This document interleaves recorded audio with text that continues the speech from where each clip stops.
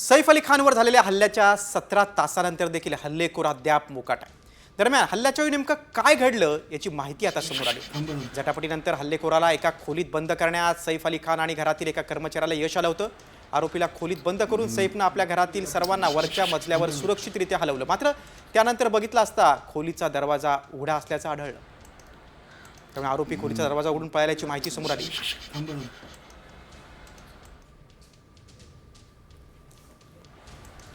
सैफ अली खानवर झालेल्या हल्ल्याच्या 17 तासानंतर देखील हल्लेखोर अद्याप मोकाट आहे।